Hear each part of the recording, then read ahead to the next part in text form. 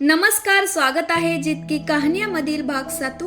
एक कागदाने बदललं भविष्य, गरीब मुलगा अधिकारी कसा बनला. सिद्धगडाच्या पायथ्याशी वसलेले एक छोटं गाव. त्या गावाचे नाव ऐनाची वाडी. त्या गावामध्ये एक कुटुंब राहायचं. आई वडील, 2 मुलं 2 मुली असे ते कुटुंब आपल्या गरीब परिस्थितीवर मात करत उदरनिर्वाह करत असे. आई वडील हे आपल्या मुलाच्या शिक्षणासाठी लागणारा पैसा यासाठी ते शेतामध्ये राबत असत, मोलमजुरी करत असत.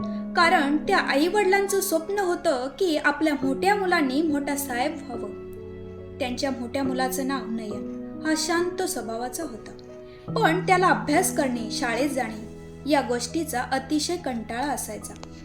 त्याला अभ्यासाची अजिबात आवड नव्हती. तरी सुद्धा त्याच्या वडिलांनी त्या मुलाचे प्राथमिक शिक्षण हे एक झुगरेवाडी गावामध्ये असणाऱ्या शाळेमध्ये घेतले. नयन याला अभ्यासात आवड नसल्यामुळे तो अभ्यासात नेहमी सर्वात मागे असायचा. नयन हा 4थी पर्यंत पास झाल्यानंतर त्याच्या वडिलांनी त्याला पुढच्या शिक्षणासाठी आश्रमशाळा कानोळ येथे 5वी साठी प्रवेश घेतला. तिथे त्यांनी 2 वर्ष काढली. नंतर आश्रमशाळा चाफेवाडी येथे 7वी साठी प्रवेश घेतला. पण काय झालं, नयनची अभ्यासात चांगली प्रगती नसल्यामुळे तो 7वी नापास झाला. तो अतिशय आनंदी व्हायचा. त्याला वाटायचं की आता आपलं शिक्षण थांबेल, रोज शाळेत जायला लागणार नाही, अभ्यास करायला लागणार नाही. पण त्याच्या वडिलाची एवढी जिद्द होती की आपल्या मोठ्या मुलाला शिक्षण घ्यायला लावायचं. वडिलांच्या भीतीमुळे त्यांनी 7वी पास केली. नंतर पुन्हा तो 10वी नापास झाला. नयन हा 10वी मध्ये एकदा नाही तर एकूण 3 वेळा नापास झाला. त्या मुलाला बघितल्यानंतर एका शिक्षकाला वाटायचं की हा मुलगा सतत नापास होतो, त्याला मार्गदर्शनाची गरज आहे. त्याची शिक्षणामध्ये आवड निर्माण करावी लागेल. एक दिवस त्या शिक्षकाने आपल्या जवळ बोलवून घेतले आणि त्या मुलाला योग्य ते मार्गदर्शन केले. त्या दिवसापासून नयनचा खरा प्रवास सुरू झाला. नयन हा 10वी मध्ये सर्व विषयात चांगल्या गुणांनी पास देखील झाला. पण आता पुढे काय करायचं, तर त्यांनी 11वी साठी प्रवेश घेण्यासाठी एका महाविद्यालयामध्ये भेट घेतली. तिथे त्यांनी 11वी 12वी साठी प्रवेश घेतला. तर नयनने वीर हुतात्मा भाई कोतवाल विद्यालय म्हसा येथे त्यांनी 12वी मध्ये प्रथम क्रमांक मिळवला. पुढच्या शिक्षणासाठी नयन हा कोकण ज्ञानपीठ कर्जत येथे प्रवेश घेण्यासाठी गेला. तिथे त्याला विचारले की तुला आर्ट्स, कॉमर्स, सायन्स असे 3 प्रमुख प्रवाह आहेत, तर तुला कशामध्ये प्रवेश घ्यायचा आहे. पण नयनला यामध्ये कसलीही माहिती नव्हती. त्यावेळी तिथे एका शिक्षिकेने त्याला समजवण्यास मदत केली आणि योग्य त्या एका प्रमुख प्रवाहामध्ये सुरुवात केली. त्या नयनने 2016 मध्ये एक शैक्षणिक पदवी पूर्ण केली. त्यानंतर 2016 ते 2018 मध्ये पोलीस भरतीची तयारी केली. नयनला पोलीस भरतीमध्ये यश मिळाले नाही. त्यानंतर त्याला आवश्यक असणाऱ्या कागदपत्रासाठी तो एका कार्यालयात गेला. तिथे त्या अधिकाऱ्याला बघून नयनच्या डोक्यात पटकन प्रकाश पडला की आपण का अधिकारी होऊ शकत नाही.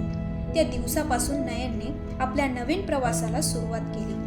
2019ला MPSC परीक्षेची त्यांनी सुरुवात केली. त्यामध्ये 2020 आणि 2021च्या पूर्व परीक्षेमध्ये नापास झाला. त्यानंतर नयनचे लग्न झाले. तरी तो थांबला नाही. त्यांनी अजून मेहनत करून 2022 आणि 2023ला पूर्व परीक्षा पास केली, परंतु मुख्य परीक्षा नापास झाला. त्याच वेळी PSI ची पूर्व परीक्षा मुख्य परीक्षा पास होऊन शारीरिक चाचणीसाठी पात्र झाला. तिथे त्याला शारीरिक चाचणीसाठी एका शिक्षकाने मार्गदर्शन केले. तेच मार्गदर्शन त्याच्या प्रवासात खूप मोलाचे ठरले. त्या शिक्षकाने नयनला नेहमी पाठिंबा दिला. परंतु 31 मे 2024 रोजी शारीरिक चाचणी देताना पाय मोडला. त्यामुळे PSI होण्याचं स्वप्न अपूर्ण राहिलं. नयनला हॉस्पिटलमध्ये दाखल केले. ज्यावेळी त्याला घरी आणले त्यावेळी तो घरी पुस्तकाचे वाचन करत असे. कारण ज्या मुलाला लहानपणी अभ्यासाची आवड नव्हती, तोच मुलगा आज आपल्या पायाला दुखापत होऊन सुद्धा थांबला नाही. कारण अशा एका शिक्षकाने अभ्यासात आवड निर्माण करून दिली होती की त्यावेळी सुद्धा त्याच्या डोक्यात एकच होतं की थांबायचं नाही, आपल्याला डगमगायचं नाही, तर आपल्या स्वप्नासाठी लढत राहायचं आहे. परंतु 2024 मध्ये MPSC राज्यसेवा पूर्व परीक्षा, मुख्य परीक्षा आणि मुलाखत पास झाला. नयनने ST कॅटेगरीमधून म्हणजेच अनुसूचित जमातीमधून 15वा रँक मिळून अधिकारी या पदाला गवसणी घातली. याचं मुख्य कारण म्हणजेच अकॅडमीमध्ये असणाऱ्या एका शिक्षकाचं मोलाचं मार्गदर्शन, तसेच आदिवासी संशोधन आणि प्रशिक्षण संस्थेमार्फत पुणे येथे जाण्यासाठी नयनला संधी मिळाली. नयनने मिळालेल्या संधीचं सोनं कसं करायचं, कशा प्रकारे करता येईल एवढं डोक्यात ठेवलं आणि आपल्या मार्गावर चालत राहिला. त्यावेळी त्याचे MPSC मधून पोस्ट मिळवण्याचं स्वप्न पूर्ण झालं आणि ज्या गरीब परिस्थितीमध्ये असताना देखील आपल्या मोठ्या मुलाला साहेब करायचं असं ज्या वडिलांची जिद्द होती, आपल्या आईचं देखील स्वप्न होतं, त्यांनी केलेल्या कष्टाची जाणीव नयनला होती. आपल्या मुलाच्या भविष्यासाठी कष्ट करून ज्या आई वडिलांनी स्वतःला झिजवलं होतं, आज त्याच मुलांनी कष्ट करणाऱ्या आई वडिलांचंच नव्हे तर मार्गदर्शन करणाऱ्या प्रत्येक व्यक्तीचं स्वप्न पूर्ण केले. त्याचबरोबर त्याच्या प्रवासात नयनची बायको पूनम तिचं सर्वात मोठं योगदान आहे, जी प्रत्येक अपयशात त्याच्या सोबत खंबीरपणे उभी राहिली. त्याचे संपूर्ण कुटुंब, सर्व नातेवाईक त्याच्या पाठीशी खंबीरपणे उभी राहिले. ज्यावेळी नयन पुण्यातून आपल्या गावामध्ये आला, तेव्हा गावातील लोक आणि वेगवेगळ्या तालुक्यामधून आलेल्या आदिवासी संघटनेच्या कार्यकर्त्यांनी नयनचा सत्कार केला.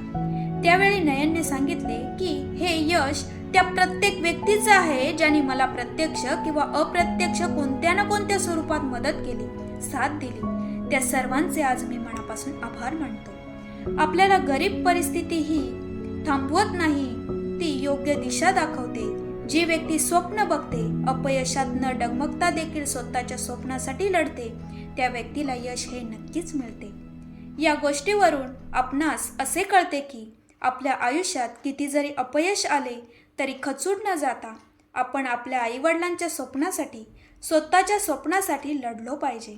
त्यासाठी सकारात्मक राहा, हौस जोपासा, आवड निर्माण करा, जिद्दी व्हा, मग यश, प्रगती तुमच्या मागे येईल.